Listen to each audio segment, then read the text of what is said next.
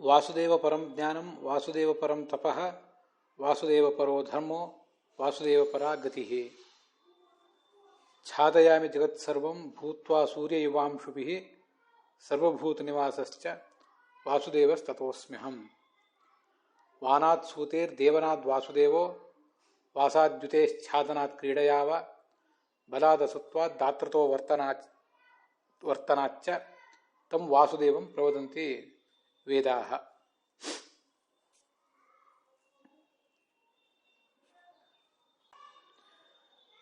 ಯೋಯಂ ಭಗವಾನ್ ಸೂರ್ಯಃ ಅಂಶುಭಿಃ ಇವ ವಿಶ್ವಂ ಜಗತ್ ಭೂತ್ವಾ ಛಾದಯತಿ ಸರ್ವಭೂತಾದಿವಾಸಶ್ಚ ತೇನ ವಾಸುದೇವ ಇತಿ ವರ್ಣ್ಯತೆ. ತಸ್ಯೈವ ಗುಣೋತ್ಕರ್ಷಂ ಪ್ರತಿಪಾದಯಂತಿ ವೇದಾಃ. ತಸ್ಯೈವ ಚ ಸರ್ವಂ ಫಲಂ ಅರ್ಪಯಂತಿ ಮಖಾಃ ಮಖಕೃತಃ ಋತ್ವಿಜಶ್ಚ. ಸರ್ವೇಪಿ ಪ್ರಾಣಾಯಾಮಾಸನಾದಯಃ ಯೋಗಾಃ ತಸ್ಯೈವ ಶ್ರವಣಾರ್ಥಂ ಮನನಾರ್ಥಂ ಧ್ಯಾನಾರ್ಥಂ ಚ ಅಭ್ಯಸ್ಯಂತೆ. ಕಿಂ ಬಹುನಾ ಸರ್ವಾಃ ಅಪಿ ಶ್ರೌತಾಃ ಕ್ರಿಯಾಃ ಸ್ಮಾರ್ತಾಃ ಧರ್ಮಾಶ್ಚ ತಸ್ಯೈವ ಪ್ರೀತ್ಯರ್ಥಂ ಆಚರ್ಯಂತೆ ಸಾಧಕೈಃ. ಯದೇತತ್ ವಾಸುದೇವ ವಿಷಯಕಂ ಭವೇತ್ ತದೇವ ಜ್ಞಾನಮಿತಿ ಸ್ವೀಕ್ರಿಯತೆ ಶಾಸ್ತ್ರೇಷು. ಸರ್ವಾಣಿ ತಪಾಂಸ್ಯಪಿ ಯದ್ಯೇವ ವಾಸುದೇವ ಭಗವಂತಂ ಪ್ರೀಣಯೇಯುಃ ತರ್ಹ್ಯೇವ ಭವೇಯುಃ ತಪಾಂಸಿ. ಕಿಂ ಬಹುನಾ ಸರ್ವಾಃ ಅಪಿ ಗತಯಃ ಸರ್ವಾಃ ಅಪಿ ಸಾಧಕಸ್ಯ ಪ್ರವೃತ್ತಯಃ ವಾಸುದೇವಮೇವ ಪ್ರಾಪಯಂತಿ ಇತಿ ಭಾಗವತಸ್ಯ ಪ್ರಥಮೇ ಸ್ಕಂದೇ ದ್ವಿತೀಯೇ ಅಧ್ಯಾಯೇ 39 ಚ ಶ್ಲೋಕೆ ಸ್ವಯಂ ವ್ಯಾಸಃ ಅವೀವರಣತ್. ಸಾಧಕನು ಒಬ್ಬ ಮಾಡಬೇಕಾದಂಥ ಪ್ರತಿಯೊಂದು ಕೂಡ ಭಗವಂತನಾದ ವಾಸುದೇವನ ತೃಪ್ತಿಗಾಗಿಯೇ ಅವನನ್ನು ತಲುಪುವುದಕ್ಕಾಗಿಯೇ ಇರಬೇಕು ಅನ್ನೋದನ್ನು 29 ಮತ್ತು 30 ಶ್ಲೋಕಗಳು ಹೇಳಿವೆ. ಅದರಲ್ಲಿ ವಾಸುದೇವ ಪರಂ ಜ್ಞಾನಂ ವಾಸುದೇವ ಪರಂ ತಪಃ ಅನ್ನುವಂಥ 30ನೇ ಶ್ಲೋಕವನ್ನು ನಾವೀಗ ನೋಡಬೇಕು. ಎಲ್ಲವೂ ಕೂಡ ವಾಸುದೇವನನ್ನೇ ಉದ್ದೇಶಿಸಿಕೊಂಡೇ ಇದೆ ಅಂತ ಬಂದಿದೆ. ವಾಸುದೇವ ಅನ್ನೋ ಶಬ್ದಕ್ಕೆ ಏನರ್ಥ? ವಾಸನಾದ್ ವಾಸುದೇವೋಸಿ ವಾಸಿತಂತೆ ಜಗತ್ರಯಂ ಸರ್ವಭೂತ ನಿವಾಸಶ್ಚ ವಾಸುದೇವಸ್ತತೋಸ್ತಿ ಸಹ. ಎಲ್ಲ ಕಡೆಯೂ ಭಗವಂತ ಇದ್ದಾನೆ. ಮತ್ತು ಭಗವಂತ ಎಲ್ಲ ಕಡೆ ಇರುವುದಲ್ಲದೆ ಅವನೊಳಗೆ ಎಲ್ಲವೂ ಇದೆ. ಸರ್ವಭೂತ ನಿವಾಸಶ್ಚ ಎಲ್ಲ ಪ್ರಾಣಿಗಳಿಗೂ ಒಳಗೂ ಕೂಡ ಅಂತರ್ಯಾಮಿಯಾಗಿದ್ದಾನೆ. ಆದ್ದರಿಂದ ಅವನು ವಾಸುದೇವ. ಇದೊಂದು ಪ್ರಸಿದ್ಧವಾದ ಶ್ಲೋಕ. ಸಂಧ್ಯಾವಂದನೆಯಲ್ಲೂ ಕೂಡ ನಾವು ಕೊನೆಗೆ ಹೇಳ್ತಿರ್ತೇವೆ. ಶಾಂತಿ ಪರ್ವದಲ್ಲಿ ಅದರ ಉಪಪರ್ವವಾದ ಮೋಕ್ಷ ಧರ್ಮ ಪರ್ವದಲ್ಲಿ ಒಂದು ಶ್ಲೋಕ ಇದೆ, ಛಾದಯಾಮಿ ಜಗದ್ವಿಶ್ವಂ ಅಂತ. ಅದನ್ನು ಕೂಡ ನಾನು ಇವತ್ತು ಮಂಗಲಾಚರಣದಲ್ಲಿ ಆರಂಭದಲ್ಲಿ ಹೇಳಿದೆ. ಅದನ್ನು ಆಚಾರ್ಯರು ಗೀತಾ ಭಾಷ್ಯದಲ್ಲಿ ಉದ್ಧರಿಸ್ತಾರೆ. ಛಾದಯಾಮಿ ಜಗದ್ವಿಶ್ವಂ ಭೂತ್ವಾ ಸೂರ್ಯಯುವಾಂಶುಭಿಃ ಅಂತ. ಸೂರ್ಯ ತನ್ನ ಕಿರಣಗಳಿಂದ ಎಲ್ಲ ಕಡೆ ಹೇಗೆ ವ್ಯಾಪಿಸಿರ್ತಾನೋ ಹಾಗೆ ನಾನೂ ಕೂಡ ಸಕಲ ಜಗತ್ತನ್ನು ವ್ಯಾಪಿಸಿ ಆವರಿಸಿದ್ದೇನೆ. ಸಕಲ ಪ್ರಾಣಿಗಳಿಗೂ ನಾನು ಸ್ಥಿತಿ ಕಾರಣನಾಗಿದ್ದೇನೆ. ಎಲ್ಲ ಪ್ರಾಣಿಗಳಲ್ಲೂ ನಾನು ವಾಸಿಸಿದ್ದೇನೆ. ಆದ್ದರಿಂದ ನನಗೆ ವಾಸುದೇವ ಅಂತ ಹೆಸರಿದೆ. ಇದು ಒಂದರ್ಥ. ಇನ್ನೊಂದು ವೇದವಾಕ್ಯವನ್ನು ಕರ್ಮ ನಿರ್ಣಯ ಅಥವಾ ಖಂಡಾರ್ಥ ನಿರ್ಣಯದಲ್ಲಿ ಸೌಕರಾಯಣ ಶ್ರುತಿ ಅನ್ನುವುದನ್ನು ಆಚಾರ್ಯರು ಉದ್ಧರಿಸ್ತಾರೆ. ಅದನ್ನು ಮಂಗಲಾಚರಣದಲ್ಲಿ ಹೇಳಿದ್ದೆ. ವಾನಾತ್ ಸೂತೇರ್ ದೇವನಾಥ್ ವಾಸುದೇವೋ ಅಂತ. ಅಲ್ಲಿ ವಾನಾತ್ ಅಂತಿದೆ. ವಾನ ಅಂದರೆ ವಾಗ್ ಗತವು ಅಂತ ಧಾತು ಇರೋದರಿಂದ ಅವನು ಜ್ಞಾನರೂಪ ಅಂತ ಅರ್ಥ. ಸೂತೇಹೆ ಜಗತ್ತನ್ನು ಹೆತ್ತದ್ದರಿಂದ ಅಂತ ಇನ್ನೊಂದರ್ಥ.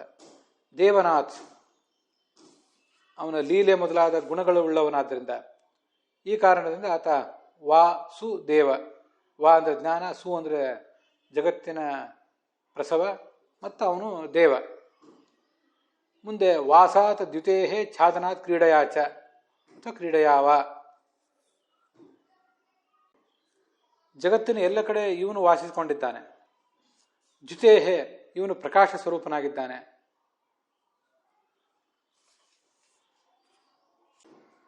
ಹೀಗೆ ಜಗತ್ತೆಲ್ಲವನ್ನು ವ್ಯಾಪಿಸಿಕೊಂಡು ಛಾದನಾಥ್ ಅಜ್ಞಾನದಿಂದ ಜಗತ್ತನ್ನು ಆತನೇ ಮುಚ್ಚಿದ್ದಾನೆ. ಮುಚ್ಚಿ ಹೀಗೆ ಅವನು ಕ್ರೀಡಿಸ್ತಾನೆ. ವಾಸಾದ್ಯುತೇಹೇ ಛಾದನಾಥ್ ಕ್ರೀಡೆಯಾವ. ಹೊಸ ಆಚ್ಛಾದನೆ ಅಂತ ಕೂಡ ಧಾತು ಇದೆ. ಹೊಸ ನಿವಾಸ ಅಂತ ಧಾತು ಇದೆ. ಹೊಸ ಆಚ್ಛಾದನೆ, ಹೊಸ ಅಪಹರಣೆ ಅಂತ ಹೀಗೆಲ್ಲ ಧಾತುಗಳಿವೆ. ಛಾದನಾತ್ ಕ್ರೀಡೆಯಾವ. ಬಲಾತ್ ಅಸುತ್ವಾತ್ ದಾತೃತ್ವ ವರ್ತನಾಚ್ಯ ಅಂತ ಮುಂದಿಂದು. ಅವನು ವ ಅಂದರೆ ಬಲರೂಪ, ಸು ಅಂದರೆ ಪ್ರಾಣರೂಪ. ಕೇವಲ ಸು ಅಲ್ಲ, ಅಸು ಅಂದರೆ ಪ್ರಾಣ. ಹೀಗೆ ಪ್ರಾಣರೂಪ, ನಮ್ಮಲ್ಲಿ ಬಲರೂಪನಾಗಿದ್ದಾನೆ, ಪ್ರಾಣರೂಪನಾಗಿದ್ದಾನೆ. ದಾತೃತಃ ವರ್ತನಾಚ್ಯ. ಹೀಗೆ ವಾ ಅಂದರೆ ಬಲರೂಪ, ಅಸು ಅಂದರೆ ಪ್ರಾಣರೂಪ. ಮುಂದೆ ದೇ ಅಂತಿದೆಯಲ್ಲ, ದೇ ಅಂದರೆ ಎಲ್ಲವನ್ನು ಕೊಡುವವನು ಅಂತ ಅರ್ಥ.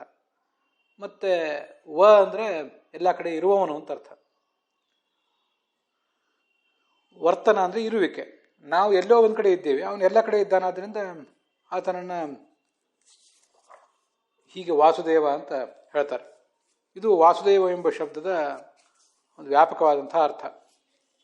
ವಾಸುದೇವ ಪರಂ ಜ್ಞಾನಂ ಅಂತ ನಾವು ಹೀಗೆ ಹೇಳಿದಾಗ, ನಾವು ಜ್ಞಾನವನ್ನು ಪಡ್ಕೊಂಡಾಗ, ಶಾಸ್ತ್ರಗಳ ಮೂಲಕ ಜ್ಞಾನವನ್ನು ಪಡ್ಕೊಂಡಾಗ ಆತನನ್ನು ಹೀಗೆ ತಿಳಿಯಬೇಕು ಅಂತ ಅದರ ಅರ್ಥ ಆಗ್ತದೆ. ಭಗವಂತನನ್ನ ಜ್ಞಾನರೂಪ, ಜಗತ್ತಿಗೆ ಉತ್ಪತ್ತಿ ಕಾರಣ, ಸಕಲ ಗುಣ ಪರಿಪೂರ್ಣ, ಎಲ್ಲ ಕಡೆ ವ್ಯಾಪಿಸಿದವನು, ಅವನು ಜಗತ್ತನ್ನು ಅಜ್ಞಾನದಿಂದ ಆವರಿಸಿದ್ದಾನೆ, ತಾನು ಮಾತ್ರ ಜ್ಞಾನದ ಪ್ರಕಾಶದಿಂದ ಬೆಳಗ್ತಾ ಇದ್ದಾನೆ. ಅವನೇ ನಮಗೆ ಪ್ರಾಣವನ್ನು, ಚೈತನ್ಯವನ್ನು ಕೊಟ್ಟವನು. ನಮ್ಮ ಅಭೀಷ್ಟವಾದ ಲೌಕಿಕ ಅಭೀಷ್ಟಗಳನ್ನು, ಪಾರತ್ರಿಕ ಅಭೀಷ್ಟವಾದ ಮೋಕ್ಷವನ್ನು ಕೊಡುವವನು ಅವನು ಅಂತ ಹೀಗೆ ತಿಳ್ಕೊಂಡ್ರೇ ಅದೇ ಜ್ಞಾನ. ವಾಸುದೇವ ಪರಂ ಜ್ಞಾನಂ ಅಂದರೆ ವಾಸುದೇವ ಶಬ್ದದ ಸಕಲ ಅರ್ಥಗಳನ್ನು ತಿಳಿದುಕೊಳ್ಳುವುದೇ ಜ್ಞಾನ ಅಂತ ಅದರ ತಾತ್ಪರ್ಯ. ವಾಸುದೇವ ಪರಂ ತಪಃ ಅಂತ ಮುಂದೆಂದು. ನಾವು ಈ ಜಗತ್ತಿನಲ್ಲಿ ಏನೇನು ತಪಸ್ಸು ಅಂತ ಮಾಡ್ತೇವೆ, ಆ ತಪಸ್ಸೆಲ್ಲವೂ ಕೂಡ ವಾಸುದೇವ ಪರವಾದದ್ದು ಅಂತ ಅದರ ಅಭಿಪ್ರಾಯ. ಇಲ್ಲಿ ಜ್ಞಾನ ಅಂದರೆ ಔಪನಿಷದಂ, ಸಕಲ ಶಾಸ್ತ್ರಗಳಿಂದ ಬರುವಂತಹ ಜ್ಞಾನ ಅಂತ ವಿಜಯಧ್ವಜರ ಅರ್ಥ ಬರೆದಿದ್ದಾರೆ. ಜ್ಞಾನ ಅಂದರೆ ಜ್ಞೇಯ ಅನ್ನೋ ಅರ್ಥವನ್ನು ಬರೆದಿದ್ದಾರೆ. ಜ್ಞೇಯ ಅಂದರೆ ತಿಳಿಯಲ್ಪಡುವಂಥ ವಸ್ತು ಅಂತ ಅರ್ಥ. ಹಾಗಾಗಿ ವಾಸುದೇವ ಪರಂ ಜ್ಞೇಯಂ ಅಂತ ಯಾದವಾರ್ಯರು ಹೇಳಿದಾಗಾಯ್ತು. ಅದರ ಅರ್ಥ ಏನು ಅಂತ ನಮಗೆ ಸಮಾಧಾನ ಆಗೋದಿಲ್ಲ. ಜ್ಞೇಯ ವಸ್ತುಗಳು, ಈ ಜಗತ್ತಿನಲ್ಲಿ ತಿಳಿಯಲ್ಪಡುವ ವಸ್ತುಗಳು ಅನೇಕ ಇವೆ. ಅದರಲ್ಲೆಲ್ಲದರಲ್ಲೂ ಬಹಳ ಶ್ರೇಷ್ಠವಾದದ್ದು ಈ ಪರತತ್ವವಾದ ವಾಸುದೇವನೇ ಅಂತ ಅರ್ಥ ಇದ್ದಿರಬೇಕು ಅವ್ರದ್ದು. ಆದರೆ ಜ್ಞಾನ ಎಂಬ ಶಬ್ದಕ್ಕೆ ಜ್ಞೇಯ ಅಂತ ಹೀಗೆ ಅರ್ಥ ಮಾಡಿಕೊಂಡು ಆ ಥರದ ಕಸರತ್ತು ಮಾಡಬೇಕಾದ ಅಗತ್ಯ ಏನು ಕಾಣಿಸೋದಿಲ್ಲ.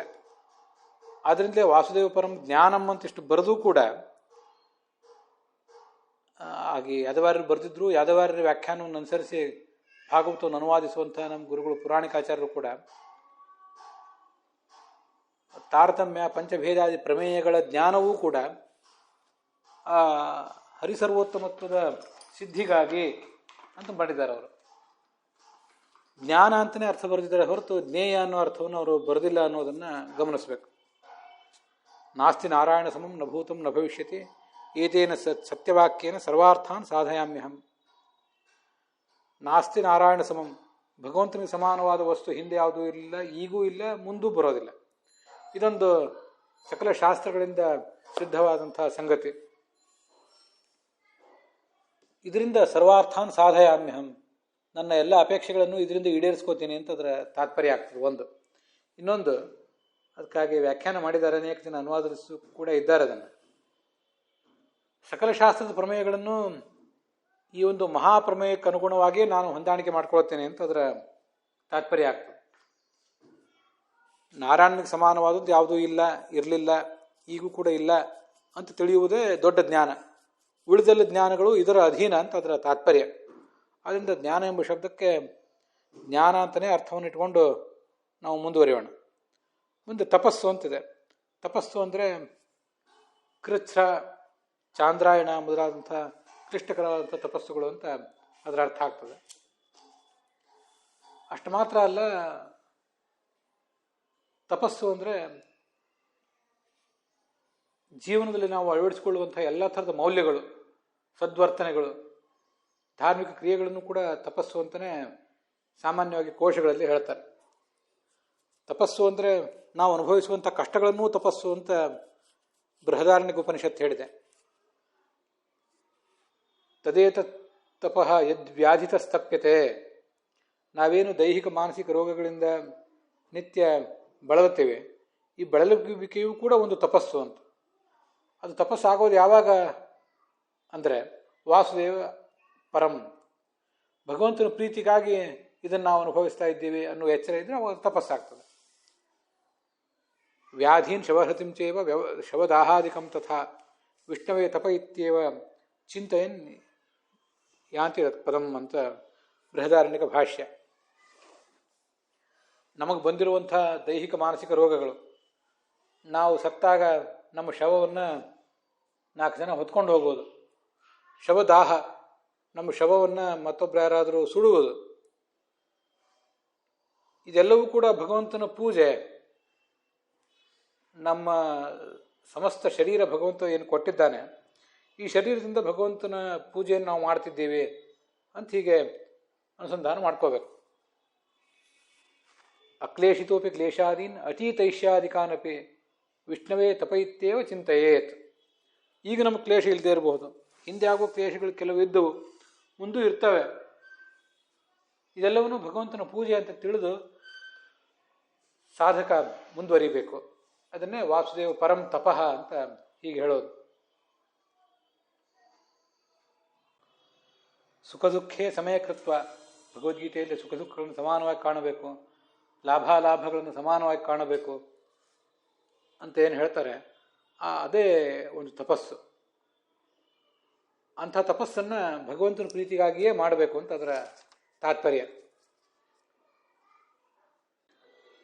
ಭಗವದ್ಗೀತೆಯಲ್ಲಿ ದೈವದ್ವಿಜ ಗುರುಪ್ರಾಜ್ಞ ಪೂಜನಂ ಶೌಚಮಾರ್ಜವಂ ಬ್ರಹ್ಮಚರ್ಯ ಮಹಿಂಸಾ ಚ ಶಾರೀರಂ ತಪ ಉಚ್ಯತೆ ಅಂತ 17ನೇ ಅಧ್ಯಾಯದಲ್ಲಿ ವರ್ಣಿಸ್ತಾರಲ್ಲ. ಆ ಶಾರೀರಿಕ ತಪಸ್ಸು ಕೂಡ ಭಗವಂತನಾದ ವಾಸುದೇವನ ಪ್ರೀತಿಗಾಗಿಯೇ ಇದೆ ಅಂತ ಅದರ ತಾತ್ಪರ್ಯ. ದೇವತೆಗಳನ್ನು, ಬ್ರಾಹ್ಮಣರನ್ನು, ಗುರುಗಳನ್ನು, ಜ್ಞಾನಿಗಳನ್ನು ಪೂರೈಸುವುದು, ಅಂತರಂಗ ಬಹಿರಂಗ ಶುದ್ಧಿ, ಜೀವನದಲ್ಲಿ ಪ್ರಾಮಾಣಿಕ ನಡೆನುಡಿಗಳು, ನಮ್ಮ ಆಶ್ರಮಕ್ಕೆ ಉಚಿತವಾದಂತಹ ಬ್ರಹ್ಮಚರ್ಯ ಮತ್ತು ಅಹಿಂಸೆ, ಇದೆಲ್ಲವೂ ಕೂಡ ಶಾರೀರಿಕ ತಪಸ್ಸು, ಶರೀರದ ಮೂಲಕ ನಾವು ಮಾಡುವಂಥ ತಪಸ್ಸು ಅಂತ ತಾತ್ಪರ್ಯ. ಇದರ ತೃಪ್ತಿಯು ಕೂಡ ಭಗವಂತನನ್ನು ಸಂಪ್ರೀತಗೊಳಿಸುವುದೇ ಆಗಿರಬೇಕು ಅಂತ ತಾತ್ಪರ್ಯ. ಅನುದ್ವೇಗಕರಂ ವಾಕ್ಯಂ ಸತ್ಯಂ ಪ್ರಿಯಹಿತಂ ಚೇತ ಸ್ವಾಧ್ಯಾಯಾಭ್ಯಸನಂ ಚೈವ ವಾಂಗ್ಮಯಂ ತಪ ಉಚ್ಯತೆ. ಇನ್ನೊಬ್ಬರಿಗೆ ಉದ್ವೇಗ ಆಗದೇ ಇರುವಂತೆ ಮಾತನಾಡುವುದು, ಸತ್ಯವಾದ ಮಾತನಾಡುವುದು, ಸತ್ಯವಾಗಿದ್ದರೂ ಕೂಡ ಅಪ್ರಿಯವಾಗಿರಬಾರ್ದು, ಅಹಿತವಾಗಿರಬಾರ್ದು, ಸತ್ಯವಾದ ಮಾತಾಗಿರಬೇಕು. ಆದರೆ ಇನ್ನೊಬ್ಬರಿಗೆ ಅದರಿಂದ ನೋವಾಗದಂತೆ ನಯವಾಗಿ ಆಡುವ ಮಾತು, ಅದು ತಪಸ್ಸು. ಸ್ವಾಧ್ಯಾಯ, ನಾವು ನಿತ್ಯ ಅಧ್ಯಯನ ಮಾಡುವುದು, ಇನ್ನೊಬ್ಬರಿಗೆ ಪಾಠ ಪ್ರವಚನ ರೂಪದಲ್ಲಿ ಹೇಳುವುದು, ಇದೆಲ್ಲವೂ ಕೂಡ ವಾಂಗ್ಮಯ ತಪಸ್ಸು ಅಂತಲೇ ವರ್ಣಿತ ಆಗಿದೆ. ಮನಃಪ್ರಸಾದ ಸೌಮ್ಯತ್ವ ಮೌನಮಾತ್ಮ ವಿನಿಗ್ರಹ ಭಾವ ಸಂಶುದ್ಧಿರಿತ್ಯೇತತ್ ತಪೋ ಮಾನಸ ಮುಚ್ಯತೆ. ಮನಸ್ಸನ್ನು ಶಾಂತವಾಗಿಟ್ಕೊಳ್ಳೋದು, ಏನೂ ಕಷ್ಟ ಇಲ್ಲದೆ ವಿಷಯಗಳ ಕಡೆಗೆ ಧಾವಿಸುವ ಮನಸ್ಸನ್ನು ಅನಾಯಾಸವಾಗಿ ಹಿಂತಿರುಗಿಸುವುದು. ಸೌಮ್ಯತ್ವ, ಕ್ರೂರವಾದ ಸ್ವಭಾವ ಇಲ್ಲದೇ ಇರುವುದು. ಮೌನ, ವ್ಯರ್ಥವಾದ ಮಾತುಗಳನ್ನು ಆಡದೇ ಇರುವುದು. ಮತ್ತು ನಾವು ಅಧ್ಯಯನ ಮಾಡಿದ ವಿಷಯಗಳನ್ನು ಮನನಕ್ಕೆ ಒಳಪಡಿಸುವುದು. ಆತ್ಮವಿನಿಗ್ರಹ, ಪರಮಾತ್ಮನಲ್ಲೇ ಮನಸ್ಸನ್ನು ಇಡುವುದು. ಭಾವ ಸಂಶುದ್ಧಿ, ನಾನಾ ಥರದ ರೂಪ, ರಸ, ಗಂಧ ಮೊದಲಾದವುಗಳು ನಮ್ಮ ಸುತ್ತಮುತ್ತಲು ನಮಗೆ ಸಂಪರ್ಕಕ್ಕೆ ಬಂದರೂ ಕೂಡ ನಮ್ಮ ಮನಸ್ಸನ್ನು ಕಲುಷಿತ ಮಾಡಿಕೊಳ್ಳದೇ ಇರುವುದು. ಇವನ್ನ ಮಾನಸಿಕ ತಪಸ್ಸು ಅಂತ ಹೇಳ್ತಾರೆ. ಅದಲ್ಲದೆ ಸಾತ್ವಿಕ ತಪಸ್ಸು ಅಂತ ಅದೇ 17ನೇ ಅಧ್ಯಾಯದಲ್ಲಿದೆ. ಶ್ರದ್ಧೆಯ ಪರಯಾತಪ್ತಂ ತಪಸ್ತತ್ರಿವಿಧಂ ನರೈಹಿ ಅಫಲಾಕಾಂಕ್ಷಿಭಿರಿ ಯುಕ್ತೈಹಿ ಸಾತ್ವಿಕಂ ಪರಿಚಕ್ಷತೆ. ಅಲ್ಲಿ ರಾಜಸ ತಾಮಸ ತಪಸ್ಸುಗಳನ್ನು ಕೂಡ ಹೇಳಿದ್ದಾರೆ. ಅದನ್ನು ಭಗವಂತನ ಪರ ಅಂತ ಹೇಳುವುದಕ್ಕೆ ಯಾವ ಅರ್ಥವೂ ಇಲ್ಲ, ಹಾಗೆ ಶಾಸ್ತ್ರಗಳ ತಾತ್ಪರ್ಯವೂ ಅಲ್ಲ. ಶಾಸ್ತ್ರಗಳಲ್ಲಿ ಮತ್ತು ಭಗವಂತನಲ್ಲಿ ಶ್ರದ್ಧೆಯಿಂದ ಈ ತಪಸ್ಸನ್ನು ಮಾಡಿದರೆ, ಫಲದ ಅಪೇಕ್ಷೆ ಬಿಟ್ಟು ತಪಸ್ಸನ್ನು ಮಾಡಿದರೆ, ಭಗವಂತನಲ್ಲಿ ನಾನು ಮಾಡುವ ಎಲ್ಲವೂ ಕರ್ಮವೂ ಅರ್ಪಿತವಾಗಲಿ ಅನ್ನುವ ಯೋಗದಿಂದ ಕೂಡಿ ಮಾಡಿದರೆ, ಯುಕ್ತೈಹಿ ಅಂದರೆ ಯೋಗದಿಂದ ಕೂಡಿ ಮಾಡುವುದು ಅಂತ ಅರ್ಥ. ಅದನ್ನೇ ಸಾತ್ವಿಕ ತಪಸ್ಸು ಅಂತ ಹೇಳ್ತಾರೆ. ಈ ಸಾತ್ವಿಕ ತಪಸ್ಸಿನ ಗುರಿಯು ಕೂಡ ಭಗವಂತನನ್ನು ಸಂಪ್ರೀತ ಮಾಡುವುದೇ ಆಗಿದೆ. ವಾಸುದೇವ ಪರೋ ಧರ್ಮ ಅನ್ನೋದನ್ನು ಸದಾಚಾರ ಸ್ಮೃತಿಯ ಈ ಮಾತಿನ ಬೆಳಕಿನಲ್ಲಿ ನೋಡಬೇಕು. ಧರ್ಮೋ ಭವತ್ಯಧರ್ಮೋಪಿ ಕೃತೋ ಭಕ್ತೈಸ್ತವಾಚ್ಯುತ. ಭಗವಂತನೇ, ನಿನ್ನ ಭಕ್ತರಾದವರು ಒಂದು ವೇಳೆ ಅಧರ್ಮವನ್ನು ಮಾಡಿದರು ಅದು ಧರ್ಮವೇ ಆಗ್ತದೆ. ಯಾಕೆಂದರೆ ಅದು ವಾಸುದೇವ ಪರ. ಇಲ್ಲಿ ಅಧರ್ಮವನ್ನು ಮಾಡುವುದು ಅಂದರೆ ಲೋಕದೃಷ್ಟಿಯಿಂದ ಅವರು ತಪ್ಪಿ ನಡೆಯುವುದು ಅಂತ ಅದರ ತಾತ್ಪರ್ಯ. ವಾಸ್ತವಿಕವಾಗಿ ತಪ್ಪಲ್ಲದೇ ಇರಬಹುದು, ಆದರೆ ಲೋಕದೃಷ್ಟಿಯಿಂದ ಅವರು ತಪ್ಪಿ ನಡೀತಾರೆ. ಅಂಥ ಅಧರ್ಮ